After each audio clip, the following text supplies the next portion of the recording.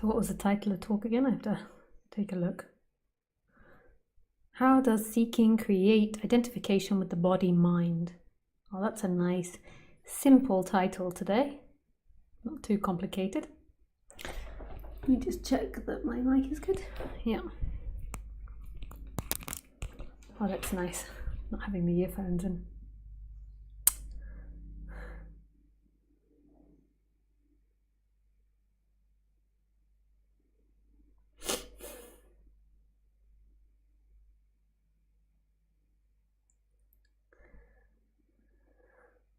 So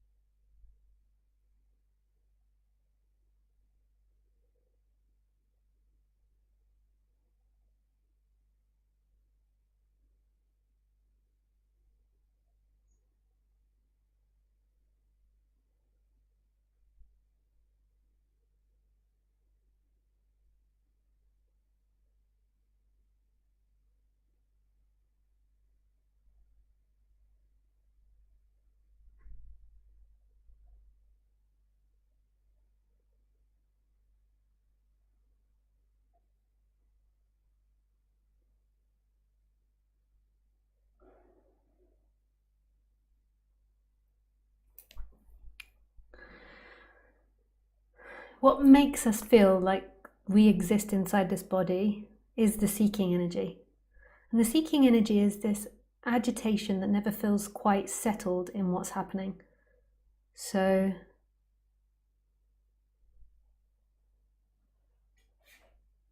there is this happening, this moment, and the seeking energy always wants to go to the next moment or get into the past. It never really wants to stay here.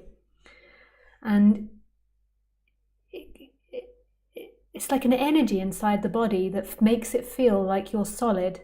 Like it really makes it feel like there's something inside here. The seeking energy could be associated with fear, although it's not really fear, but it's like fear, agitation, but this movement, this energy that's got to move out of what's happening. And this energy of seeking identifies with things. So it identifies with thinking, feeling, ideas. So an idea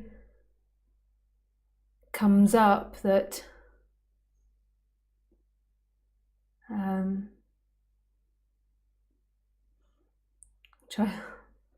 the idea comes up that your floor is ugly and you need a new floor, and then the seeking energy identifies with it.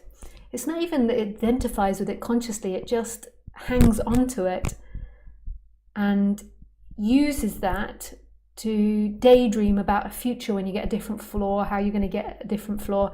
It's like it hangs on to whatever you think, feel, experience, and tries to make it into something to get to. Whatever it is. And combined with the mind, the thinking process loves to make problems. So combined with the thinking process of making problems and trying to fix problems, this seeking energy has a field day. If you have a painful feeling, if you have a painful argument, if you have a painful experience, the seeking energy attaches onto it and tries to avoid it. So most of the time we think that we want to get enlightened so we don't have any difficult conversations anymore or arguments with our partner anymore. That's seeking energy. So the seeking energy, that agitation is in your body, and then whatever you experience, that seeking energy hangs off of and then uses it to think about time. And then you're kind of always thinking about yourself. You're thinking about when you get to this, when you get to that, when this is accomplished. You're sort of imagining all these things you're going to get. When you look at what you're thinking at, you'll notice that your thoughts come down to trying to avoid something or trying to get to something. And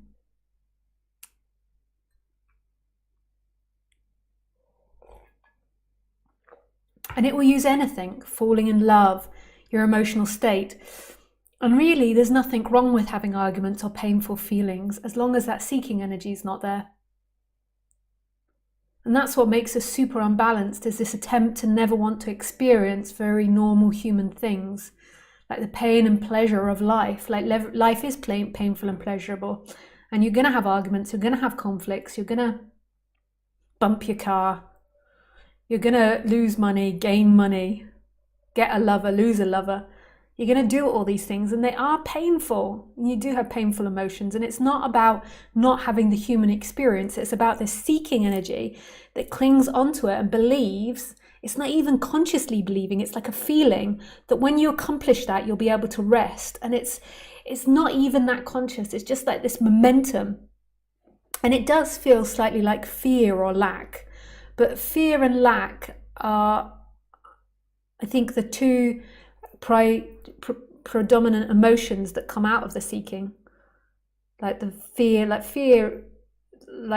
of being in relationship with this world. So you seek to avoid fear, and you seek to try and obtain love, because the I am is love. So those are the two. It doesn't mean that you shouldn't have fear, or you shouldn't seek to get on with your lover or your friends, or look to get on with your friends. It's when that seeking energy is identified with it, then it's like this very important action. And this is where all the suffering comes from, this inability to rest. The end of seeking is a collapsing into what's happening. So you're no longer trying to avoid what's happening. That doesn't mean that you become a walkover. So what our mind likes to do is it likes to think, okay, so what she's saying is I'm never going to get angry again. What she's saying is I'm always going to do things correctly. And it's not that. It's not about giving you a formula for how to be human. Although I could help you with human dynamics if you ask me questions about that. I'm fairly wise, although I'm still learning about being human myself. It's a rather complicated affair. But it's this seeking, it's an undercurrent. When the seeking's not there, then everything's happening in love, and it's got a different energy to it. It's like an expansive energy. And this collapse of seeking does change the way the human behaves to an extent. So the human, on the human level, becomes more and more in line with that love. It acts more and more from that love, and that means that it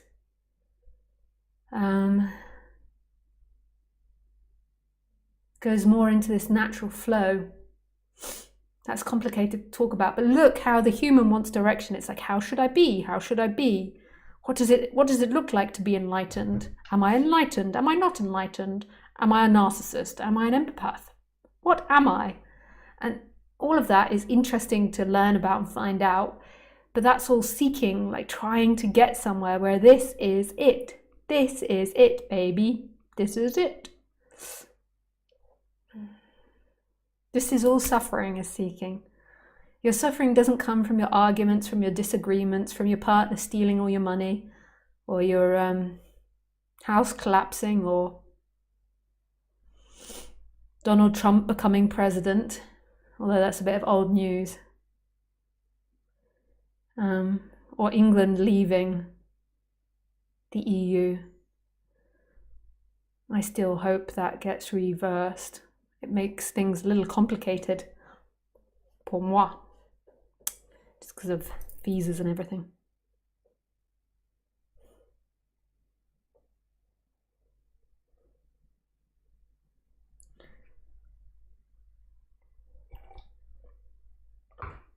But that is not your unhappiness, or it's not the problem.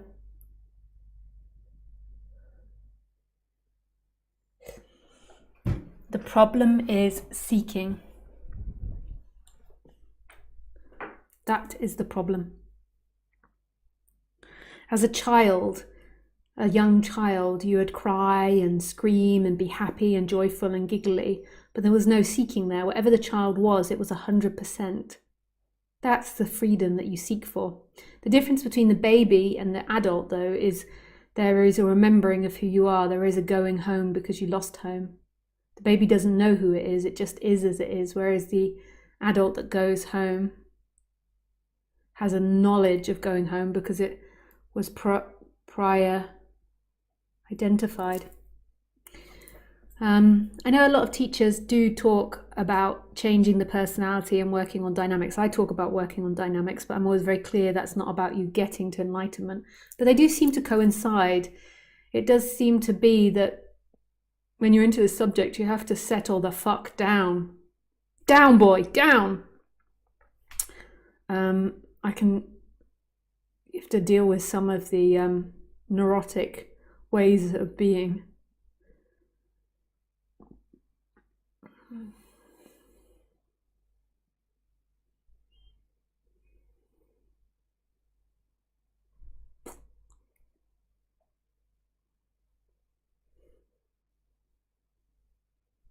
But you are what you are.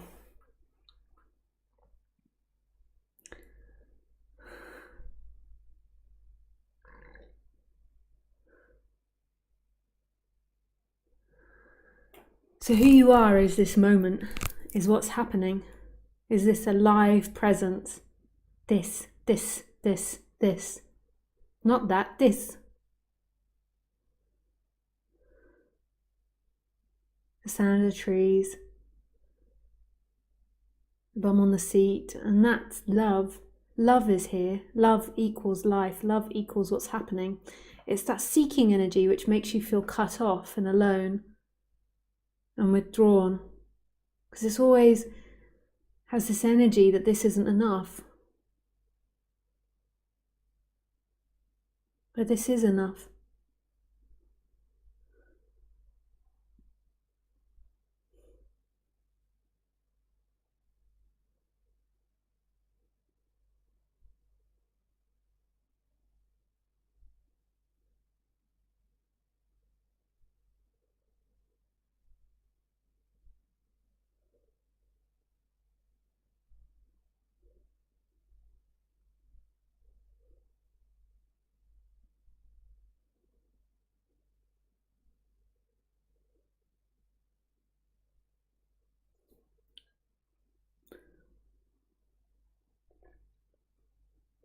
This isn't really a complicated philosophy. This is enough. This is home. So your mind keeps telling you about everything else that's home, even trying to work this out intellectually.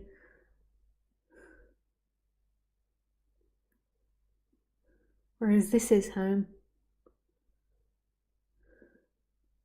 This is it, baby. Mind is like, yeah, but, and it's so convincing. that when you get the home, when you get the family, when you have the child, when you have and you have the perfect job, when you retire, and the whole time the mystery and the freedom and the unknown is forgotten about.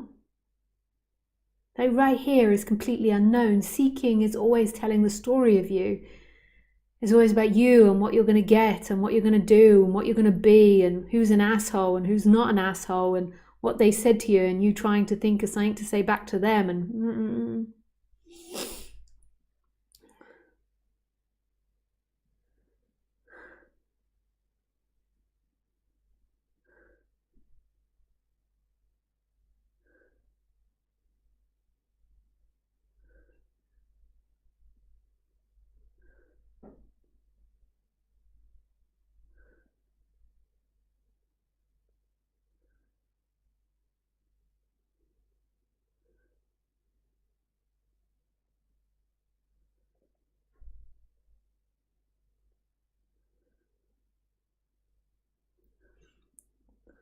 it's so intense, the seeking energy. It really makes it feel like you have to do it. It's like you couldn't do anything else.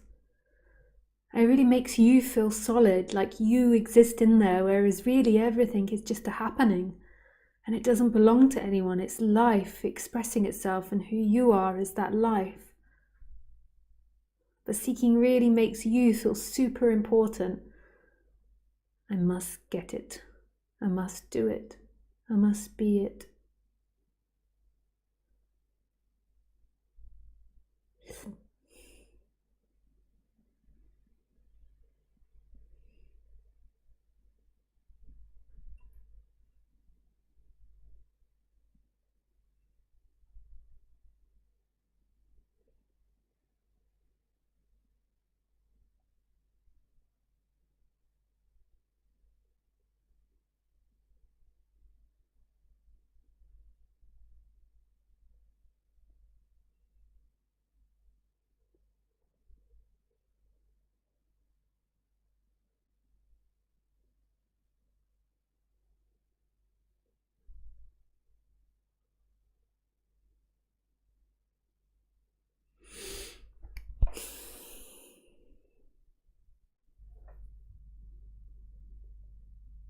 So right now, who is looking at Lisa?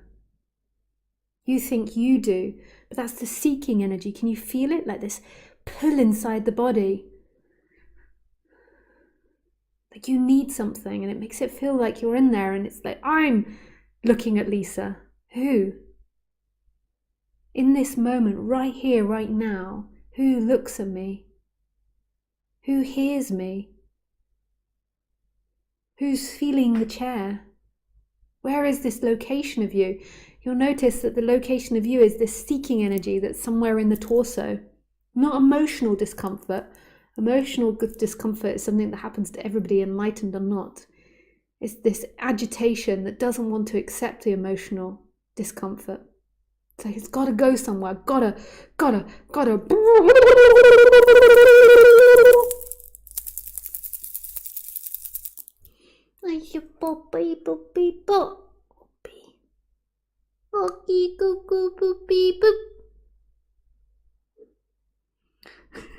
Khaleesi had a very, very big dinner, didn't you, sweetie? I'm not allowed to drive my car for 2 months because I forgot to get it registered in England, and means I have to wait till I go back to England before I can drive it again. Anyway, so I went to Lidl today to just stock up on everything, and got lots of food for Khaleesi. So I thought I'd just give her double tonight. Now she's like, I don't feed her. I sort of feed her a bit. I feed her regularly in the evenings, but sometimes little, sometimes lots. So it sort of mimics a little bit like it would be in the wild for her. When she has a lot afterwards, she's like, hey, you see? She's not even shutting her eyes, she's just like hazed over.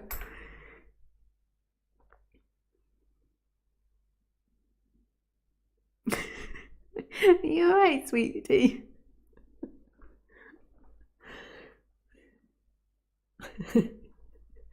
Oh, bless her.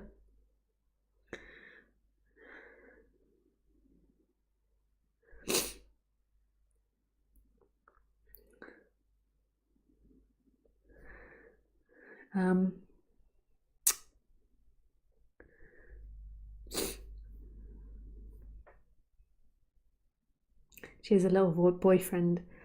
I'm gonna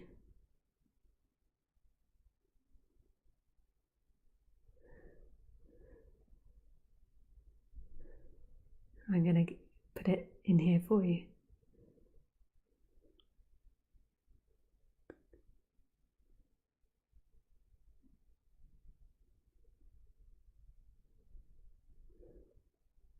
This is so cool, this.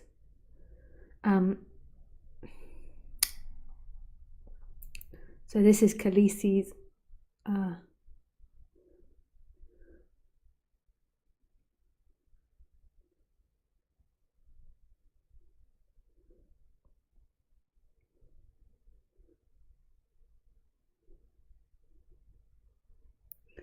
okay, so this is Khaleesi's little boyfriend.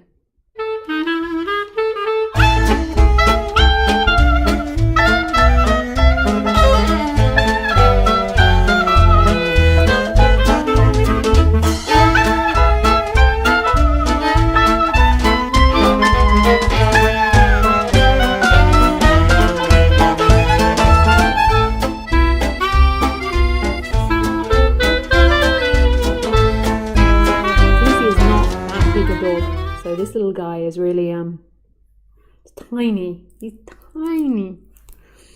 Poor Khaleesi, eh? I think Khaleesi quite likes him. Otherwise she would have attempted to flatten him. Like, she wears a model because she can fight. So if she didn't like him, he would soon know.